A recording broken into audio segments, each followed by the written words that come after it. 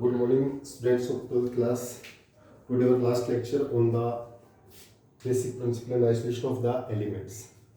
Today we discuss some NCERT question. हमारा question first है बच्चों, what is role of cryolite in metallurgy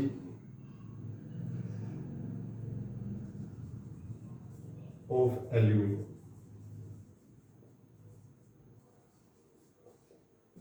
What is the role of cryolite in metallurgy of aluminium? यानी जब हम aluminium का extraction करते हैं बच्चों, एल्यूमिनियम का एक्सट्रैक्शन कर रहे हैं, उसमें क्रायोलाइट का क्या रोल है? What is role of cryolite in metallurgy of aluminium? जब हम एल्यूमिनियम का एक्सट्रैक्शन करते हैं तो उस केस में बच्चों हमारे पास क्रायोलाइट का क्या रोल है? देखिए बच्चों, सबसे फर्स्ट पॉइंट तो ये है, जो हमारा एल्यूमिना होता है वो bad conductor of heat and electricity होता है। हमारा एल्यूमिना क्या होता है? Bad conductor of electricity. लेकिन जैसे उसमें क्रायोलाइट ऐड करते हैं तो वो किसका फॉर्म हो जाता है? Good conductor of electricity. तो हमारा फर्स्ट पॉइंट क्या होता है? Alumina is bad conductor of electricity, but on addition of cryolite it becomes good conductor of electricity. इसका मतलब बच्चों, जो एल्यूमिनियम हमारा गुड कंडक्टर किस बेस पे हुआ? हमारा एल्यूमिनियम गुड कंडक्टर किस बेस पे हुआ? By addition of the electrolyte. जैसे उसमें हम इलेक्ट्रोलाइट ऐड करते हैं तो एल्यूमिनियम क्या हो जाता है? Good conductor of electricity. Otherwise aluminium हमारे पास क्या होता है? Bad conductor. लेकिन जैसे हम क्रायोलाइट का एडिशन करते हैं so it becomes the good conductor of electricity. Second point क्या है बच्चों?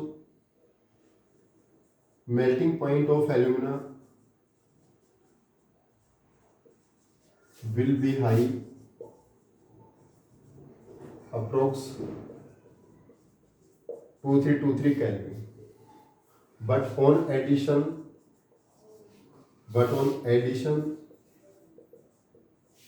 of cryolite,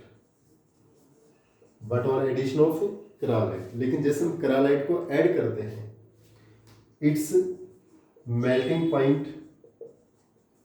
will be reduced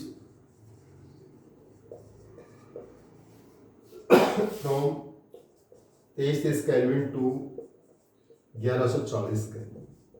इसका मतलब पहले इसका जो मेल्टिंग पॉइंट है बच्चों एल्यूमिना का वो कितना भी आपका 2323 केल्विन। लेकिन जैसे हम इसमें क्रायोलाइट ऐड करते हैं तो उसका मेल्टिंग पॉइंट 23 केल्विन से रिड्यूस हो गया, कितना होगा आपका? 1140 केल्विन। बहुत ही लेस हो गया आपका, हाफ से भी लेस हो गया आपका। तो अब इसको मेल्ट करना क्या होगा? पहले से इजी होगा। मैं लेस एनर्जी की क्या अब हमें लेस एनर्जी की क्या रहेगी? Requirement.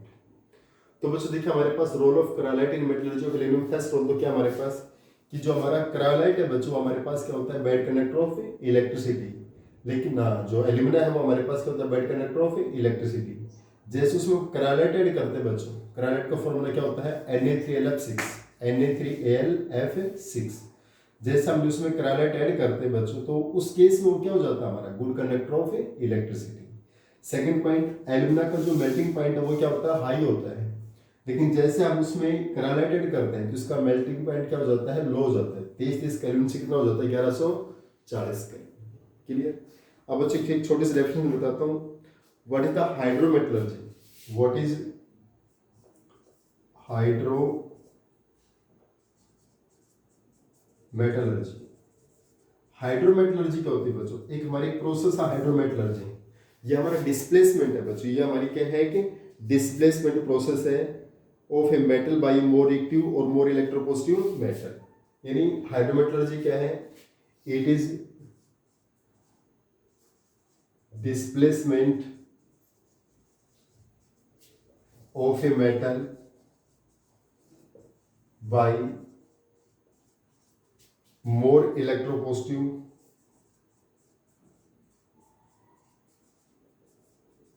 Displacement of a metal by more electropositive और more reactive metal, more reactive metal. किसी एक मेटल का जो डिस्प्लेसमेंट होता है उससे ज्यादा रिएक्टिव मेटल से, यानी it is displacement of a metal. ये हमारे क्या होता है, डिस्प्लेसमेंट ऑफ ए मेटल। एक मेटल का क्या होता है, डिस्प्लेसमेंट होता है बाय मोर इलेक्ट्रोपॉजिटिव और मोर रिएक्टिव मेटल। मोर इलेक्ट्रोपॉजिटिव और मोर रिएक्टिव मेटल की हेल्प से हम जब एक मेटल का डिस्प्लेसमेंट करते हैं उसको हम क्या बोलते हैं, हाइड्रोमेटलर्जी। क्या बोलते हैं हम, हाइड्रोमेटलर्जी, यानी displacement of a metal by more reactive metal. एक मोर रिएक्टिव मेटल की हेल्प से हम एक मेटल का डिस्प्लेसमेंट करते हैं उसको हम क्या बोलते हैं, हाइड्रोमेटलर्जी। क्या बोलते हैं, हाइड्रोमेटलर्जी। चलो बच्चे का आप स्क्रीनशॉट लीजिए, मैं 2-3 सेकंड का गैप डाल देते हैं ताकि उसको आप अच्छे से नोट्स के फॉर्म में आप प्रिपेयर कर सकें। इसके बाद हमारे पास क्वेश्चन आता है whole and Heroult process. Next देखिए हमारे पास क्या प्रोसेस आएगी, इसमें ज्यादा उसका नहीं बच्चे इसको करने की डेफिनेशन ही सफिशिएंट है। यहां से कोई बड़ा क्वेश्चन नहीं आता आपके पास, 1 या 2 मार्क्स के क्वेश्चन आते हैं, उसके लिए आपके पास डेफिनेशन सफिशिएंट है बच्चों। तो नेक्स्ट हमारा जो क्वेश्चन वो क्या है, what is Hall and Heroult process. Hall and Heroult process क्या है बच्चों, what is the Hall and Heroult process. देखिए बच्चों ये भी हमारे पास एल्यूमिनियम के एक्सट्रैक्शन की प्रोसेस है। किसकी प्रोसेस, एल्यूमिनियम के एक्सट्रैक्शन की, यानी the process in which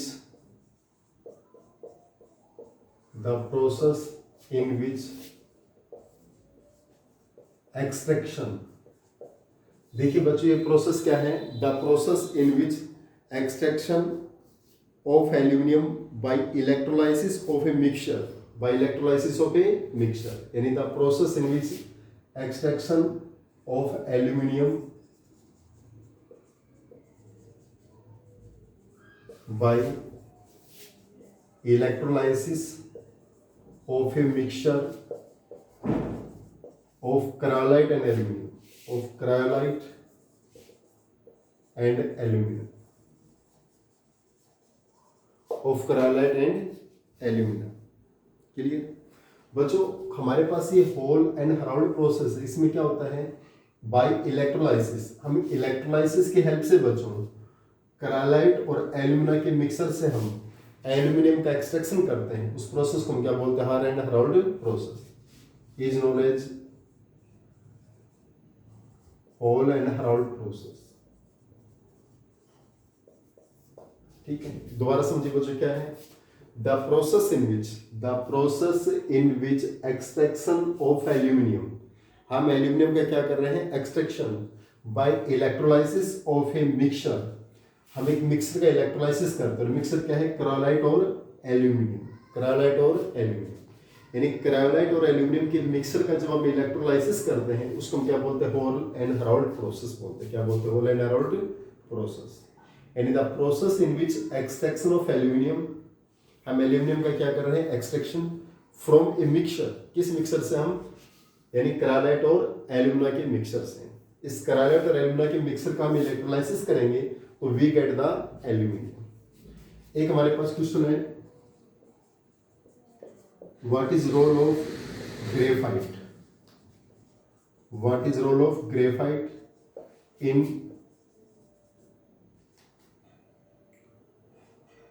metallurgy of aluminium. बच्चों मेटलर्जी ऑफ एल्यूमिनियम में ग्रेफाइट का क्या रोल है, what is role of graphite. देखिए इससे पहले हमने क्रायोलाइट का रोल स्टडी किया था, दोनों में आपको कंफ्यूज होना है बच्चों, क्रायोलाइट का डिफरेंट रोल है, ग्रेफाइट का डिफरेंट है। देखिए अब हम ग्रेफाइट का रोल स्टडी करते हैं। ग्रेफाइट का क्या रोल है बच्चों, देखिए यहां पर जो ग्रेफाइट है ना, graphite act as anode, graphite act as anode which prevent liberation of oxygen, liberation of oxygen at anode। First point क्या, अभी ग्रेफाइट एक्ट एज एनोड, जो हमारा ग्रेफाइट है वो एनोड का वर्क करता है। किसका वर्क करता है, एनोड। और which prevent liberation of oxygen at anode, जो एनोड से ऑक्सीजन के लिबरेशन को प्रिवेंट करता है। अगर एनोड से ऑक्सीजन लिबरेट होती है बच्चों तो एल्यूमिनियम रिवर्स किस में ऑक्सीडाइज होता है, एल्यूमिना में। If oxygen liberate at anode,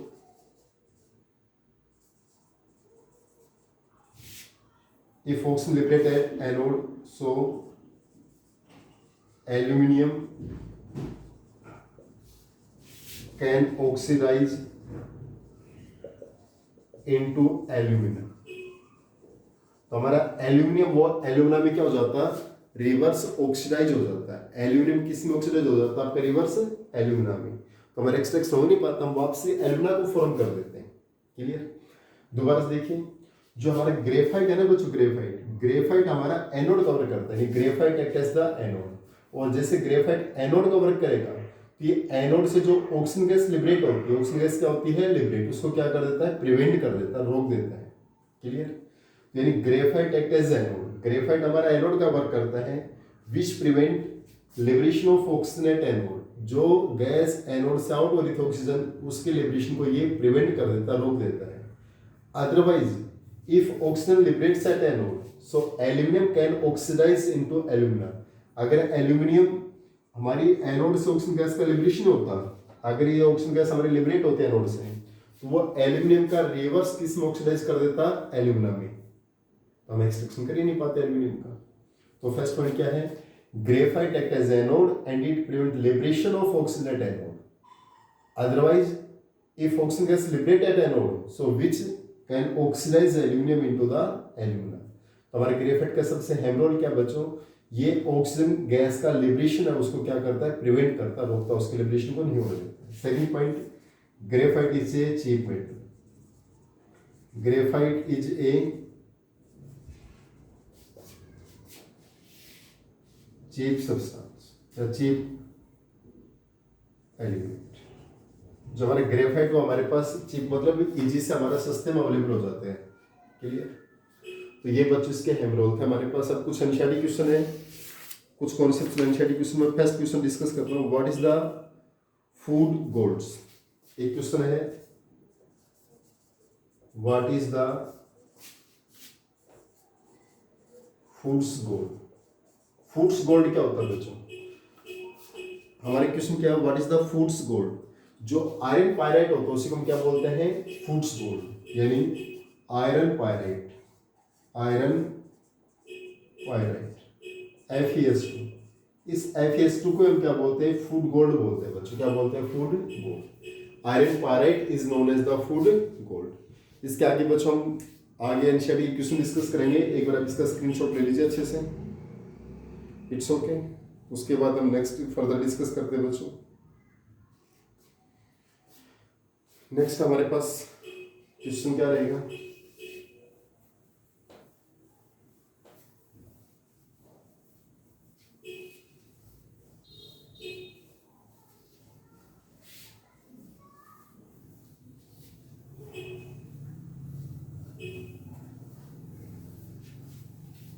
next हमारा क्वेश्चन है बच्चों, इसमें क्वेश्चन लिख लेते हैं बच्चों पहले। Graphite is used as anode, graphite is used as anode but not diamond, but not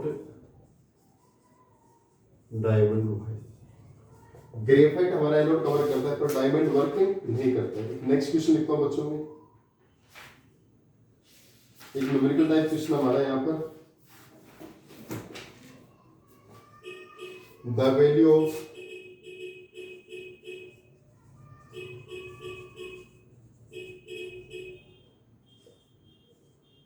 del G formation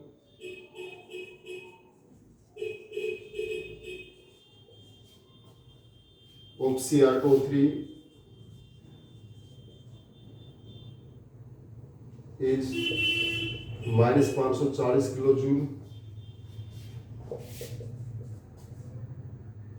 and that of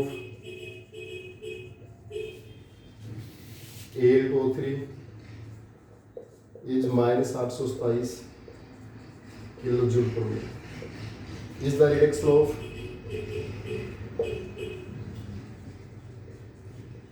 is the reduction of Cr2O3 possible with aluminium?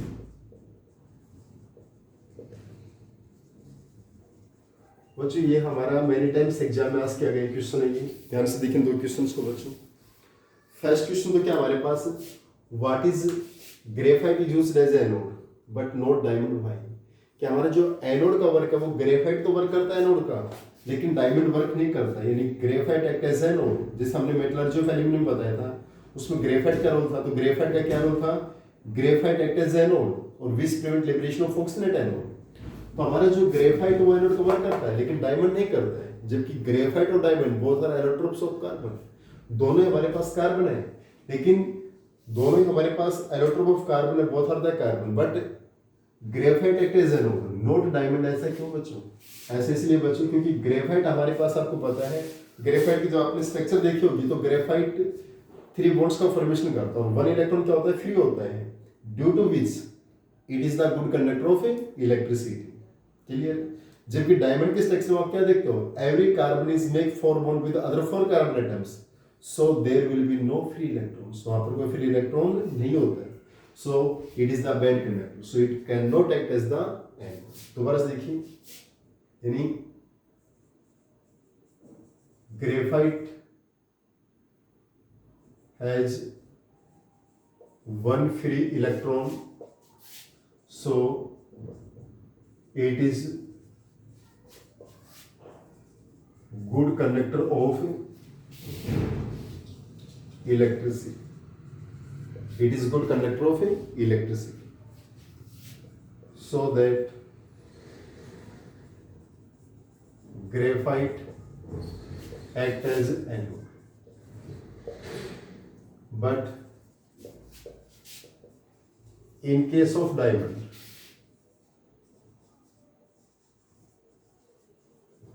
every carbon make 4 bond with other carbon atoms.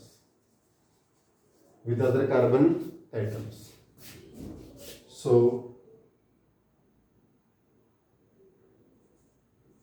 no free electrons will be there, so that it is bad conductor of electricity.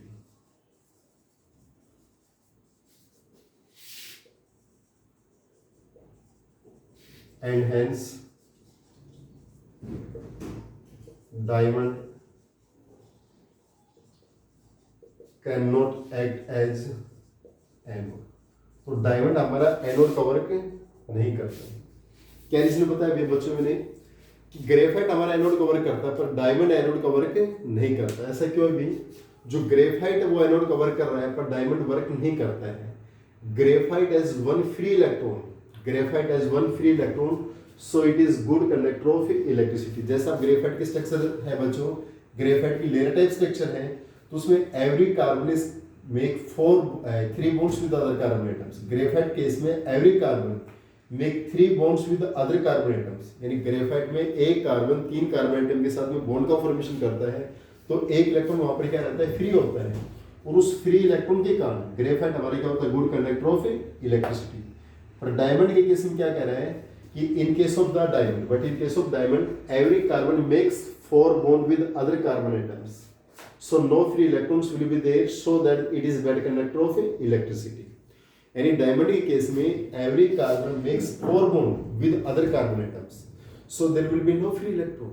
अगर वहां पर free electron नहीं तो क्या होगा आपका, bad conductor of electricity. और bad conductor of electricity होने के कारण it can not act as the anode, क्योंकि हमारे पास जो इलेक्ट्रोड्स होती है उनमें तो हमारा करंट का पास होना कंपल्सरी है। क्लियर? अगर करंट का पास नहीं होगा तो क्या वो एनोड या कैथोड का वर्क कर पाएंगे, नॉट पॉसिबल। क्लियर? तो हमारे पास ग्रेफाइट के केस में तो हमारा पॉसिबल है क्योंकि वो गुड कंडक्टर ऑफ इलेक्ट्रिसिटी है, पर डायमंड हमारा क्या होता है, bad conductor of electricity. Clear? अगला जो क्वेश्चन है बच्चों इसको थोड़ा ध्यान से देखिए, आपके पास बहुत सिंपल सा क्वेश्चन है। एक बार the value of del G formation of Cr2O3 G है एंड Al2O3 है, जिनकी फॉर्मेशन है बच्चों del G formation, del G formation, ये हमारी डेल जी की क्या है formation. Is the reduction of Cr2O3 possible with aluminium, क्या Cr2O3 का एल्यूमिनियम से रिडक्शन पॉसिबल है? पहली बात ध्यान से समझिए बच्चों क्वेश्चन, हमें डेल जी फॉर्मेशन दे रखा है, फॉर्मेशन Cr2O3 का और Al2O3 का, और बच्चों किसी चीज का फॉर्मेशन होता है तो वो किस में होता है, प्रोडक्ट में होता है कि रिएक्टेंट में होता है? अगर किसी प्रोडक्ट का फॉर्मेशन हो रहा है तो दैट इज द प्रोडक्ट, अगर फॉर्मेशन हो रहा है तो वो क्या होता है प्रोडक्ट, अगर कंजम्पशन हो रहा है तो वो क्या होता है रिएक्टेंट, अगर कोई हमारा मॉलिक्यूल कंज्यूम हो रहा है तो दैट इज रिएक्टेंट और फॉर्म होता है दैट इज प्रोडक्ट। तो यहाँ पर फॉर्मेशन दे रखिए बच्चों, डेल जी फॉर्मेशन है तो हमें Cr2O3 और Al2O3 का फॉर्मेशन है, तो ये किस में रखे जाएंगे प्रोडक्ट में, Cr2O3 Al2O3। दोबारा ध्यान से देखिए बच्चों, अगर फॉर्मेशन होता है किसी सब्सटेंस का फॉर्मेशन होता है so it act as the product, तो वो प्रोडक्ट कवर करता है। और यहाँ पर डेल जी फॉर्मेशन है बच्चों, Cr2O3 का फॉर्मेशन कितना है डेल जी का, यह है -540 किलो जूल पर मोल, और इसका डेल जी फॉर्मेशन कितना है बच्चों आपके पास -827 किलो जूल पर मोल। दोनों का डेल जी फॉर्मेशन ये बना बच्चों, बहुत का हमारे पास क्या है यहाँ पर डेल जी फॉर्मेशन Cr2O3 और Al2O3, और जो फॉर्मेशन होता है विच प्रोसीड इन द प्रोडक्ट, वो हमारा प्रोडक्ट में रखा जाता है। क्लियर? अब क्वेश्चन क्या है बच्चों, क्वेश्चन देखिए हमारा क्वेश्चन हमारे पास आगे क्या है, is the reduction of Cr2O3, इस Cr2O3 का रिडक्शन पॉसिबल विद एल्यूमिनियम, क्या एल्यूमिनियम के साथ पॉसिबल है? यानी इस Cr2O3 का जो हमारा रिडक्शन है क्या इस एल्यूमिनियम के साथ पॉसिबल है? क्लियर? ओके, यानी हमारा ये तो गिवन डाटा लिखा है बच्चों अब तक ये जो ऐसा क्वेश्चन गिवन था मैंने एज इट इज वो लिखा है, इसमें कोई इंटरफेयर नहीं किया है। हमें Cr2O3 Al2O3 का फॉर्मेशन था, मैंने उनको प्रोडक्ट में रखा। अब कह रहे हैं is the reduction of Cr2O3 possible with aluminium, क्या Cr2O3 का रिडक्शन एल्यूमिनियम के साथ पॉसिबल है? तो Cr2O3 रिएक्ट विद एल्यूमिनियम। अब हम रिएक्शन को कंप्लीट कीजिए बच्चों, Cr2O3 का फॉर्मेशन किससे होगा, 2Cr + 3/2O2 होगी इसका फॉर्मेशन। एल्यूमिनियम का फॉर्मेशन कैसे होगा, 2 एल्यूमिना + 3/2 होगा फॉर्मेशन। यहाँ पर बच्चों Cr2O3 एल्यूमिनियम से रिएक्शन करेगा तो क्रोमियम तो क्या हो जाएगा फ्री स्टेट में, और यहाँ से क्या बन जाएगा एल्यूमिना Al2O3। क्लियर? रिएक्शन हो गई बच्चों। अरे यस भाई, Cr2O3 का फॉर्मेशन था प्रोडक्ट में था, तो Cr2O3 का फॉर्मेशन होगा तो फॉर्मेशन किससे होगा भाई, क्रोमियम प्लस में ऑक्सीजन। Cr2O3 का फॉर्मेशन किससे होगा भाई, क्रोमियम प्लस में ऑक्सीजन। क्लियर? तो 2Cr + 3/2O2 Cr2O3। एल्यूमिनियम का फॉर्मेशन क्या होगा, 2 एल्यूमिनियम + 3/2O2 एल्यूमिनियम का फॉर्मेशन होगा। अब कहता है is the reduction of Cr2O3 possible with aluminium, क्या Cr2O3 का रिडक्शन एल्यूमिनियम के साथ पॉसिबल है? ये रिएक्शन करेंगे तो एल्यूमिनियम से कौन जुड़ेगा ऑक्सीजन, और क्रोमियम क्या होगा फ्री। अब बच्चों इन दोनों इक्वेशंस को हमें ऐसे मल्टीप्लाई डिवाइड एडिशन सब्ट्रैक्शन करना है कि हमें ये इक्वेशन का फॉर्म हो जाए। क्लियर? और जब हम करेंगे तो जब बच्चों अगर इनका डेल जी हमारा नेगेटिव आएगा, रिजल्टेंट डेल जी क्या आया नेगेटिव, और डेल जी नेगेटिव होगा तो रिएक्शन क्या होगी फिजिबल होगी। रिएक्शन क्या होगी फिजिबल, यानी रिएक्शन क्या होगी प्रोसीड होगी। क्लियर? रिएक्शन फिजिबल होगी, रिएक्शन प्रोसीड होगी। It's okay. अगर हमारे पास बच्चों डेल जी पॉजिटिव आ गया तो रिएक्शन क्या हो जाएगी नॉट फिजिबल, यानी नॉट स्पॉन्टेनियस। क्लियर? अगर हमारे पास सपोज कीजिए रिएक्शन आपके पास क्या डेल जी क्या आ गया पॉजिटिव, और डेल जी पॉजिटिव आ गया तो रिएक्शन क्या हो जाएगी नॉट फिजिबल, तो वो इसका रिडक्शन नहीं कर सकता है। ये रिडक्शन का पॉसिबल है, is the reduction of Cr2O3 possible with aluminium, ये कब पॉसिबल है जब डेल जी क्या आएगा नेगेटिव, और डेल जी नेगेटिव आएगा तो पॉसिबल है। तो इन दोनों इक्वेशन से हमें बच्चों ये इक्वेशन फाइंड आउट करने देखिए। इधर Cr2O3 है तो Cr2O3 इधर है बच्चों फर्स्ट इक्वेशन में, तो फर्स्ट इक्वेशन में माइनस करेंगे तो इधर आ जाएगा आपका। Al2O3 राइट में है, ये राइट में रहेगा, इसका मतलब फर्स्ट इक्वेशन को क्या कर दें हम माइनस कर दें, इसको माइनस करेंगे, ये डाटा क्या हो गया ये देखिए ऑक्सीजन वाला डाटा क्रॉस हो गया आपका। 2 एल्यूमिनियम आपके इधर ही है, Cr2O3 माइनस वाला इधर आएगा तो प्लस का हो गया, और ये 2 से उधर जाएगा तो प्लस का हो गया, और Al2O3 इक्वेशन आ गया हमारी। इसका मतलब इक्वेशन कब आए बच्चों, ये प्लस का और ये माइनस का, यानी प्लस का 540 और माइनस का 827। तो हमारे पास ये कितना आ गया आपका, माइनस कितना आ जाएगा आपके पास 7 8 और that is equal to the 2 kilo joule पर। और बच्चों डेल जी हमारा किस में आ गया, नेगेटिव आ गया। और जब डेल जी नेगेटिव आता है तो रिएक्शन क्या होती है, फिजिबल होती है। जब डेल जी किस में आया, नेगेटिव में, और डेल जी नेगेटिव आया तो रिएक्शन क्या होगी, फिजिबल। सो इज रिडक्शन क्या होगा, पॉसिबल। यानी yes aluminium can reduce Cr2O3। अब इस क्वेश्चन को बच्चों आप अच्छे से नोट कर लीजिए, मेरे अनुसार आपको अच्छे से समझ आ गया होगा। फिर भी मैं नॉर्मली बता देता हूँ। ग्रेफाइट एनोड कवर क्यों करता है, क्योंकि ग्रेफाइट के एक ग्रेफाइट में कार्बन एटम 3 कार्बन एटम के साथ बॉन्ड बनाता है, तो 1 इलेक्ट्रॉन क्या होता है, फ्री। ग्रेफाइट के केस में 1 इलेक्ट्रॉन फ्री है, so it act as the good conductor of heat and electricity. But in case of diamond, no free electrons. Every carbon makes 4 bond with 4 carbon atoms, so it is bad conductor of electricity. So it cannot act as the anode. यहाँ पर बच्चों del G formation है Cr2O3 और Al2O3। Formation होता है तो हम किस में रखते हैं, प्रोडक्ट में। Cr2O3 का फॉर्मेशन किससे हुआ, Cr प्लस में ऑक्सीजन, और एल्यूमिनियम का फॉर्मेशन किससे हुआ, एल्यूमिनियम प्लस ऑक्सीजन। अब क्वेश्चन क्या is the reduction of Cr2O3 possible with aluminium, कि Cr2O3 का रिडक्शन एल्यूमिनियम के साथ पॉसिबल है। जब दोनों की रिएक्शन हुई तो यहाँ पर क्या बन गया, एल्यूमिना बन गया, और 2Cr में चेंज हो गया।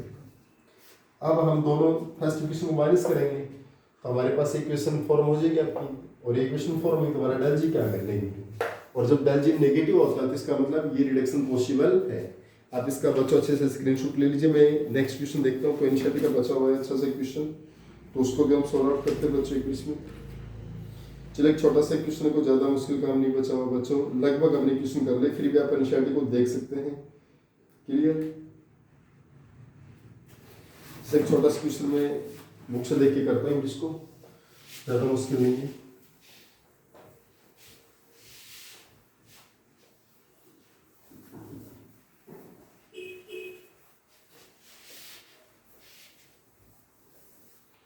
हमारे क्वेश्चन है बच्चों यहाँ पर,